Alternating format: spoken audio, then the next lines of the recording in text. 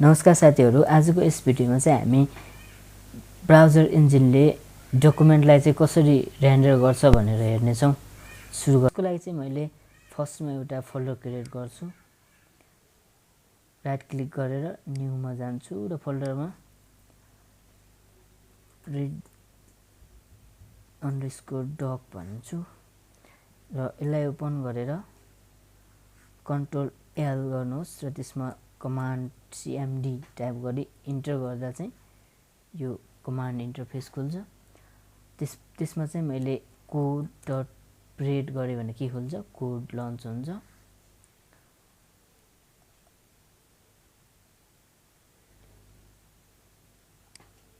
यसमा चाहिँ सबभन्दा पहिला म एउटा फाइल बनाउँछु, index.html नाम चाहिँ जे लेख्दा नि हुन्छ र अर्को एउटा फोल्डर js, यसमा चाहिँ हामी जावास्क्रिप्ट लोड गर्छौं।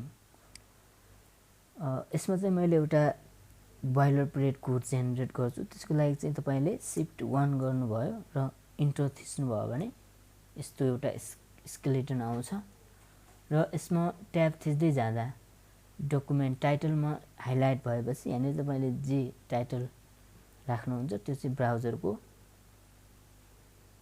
टाइटलमा आउँछ। यहाँ चाहिँ मैले js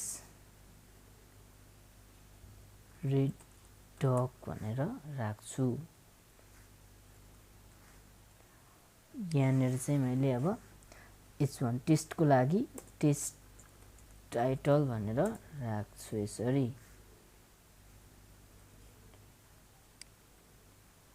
यसलाई ओपन गरौँ। अब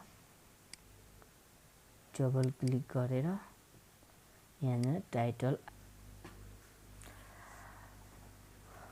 अब चाहिँ यहाँ हाम्रो रह्यो डकुमेन्ट कसरी रेन्डर हुन्छ भन्ने। यस्तो ब्राउजर इन्जिनले चाहिँ यो लाइन बाइ लाइन रिड गर्छ र रेन्डर गर्छ। जस्तै फर्स्टमा चाहिँ यो डक टाइपमा जान्छ, त्यसपछि HTML मा, हेडमा र यसै गरी चाहिँ डकुमेन्ट रेन्डर हुन्छ।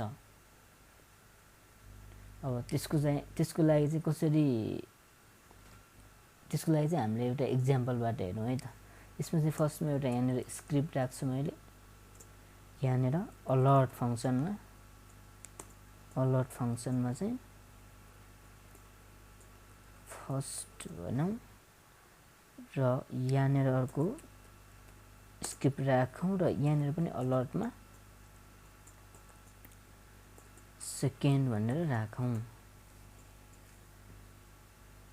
अब यहाँनिर पनि एउटा अझै अर्को राखौं, त्यसमा चाहिँ स्क्रिप्ट यहाँनिर पनि अलर्ट लास्ट भनेर राखौं।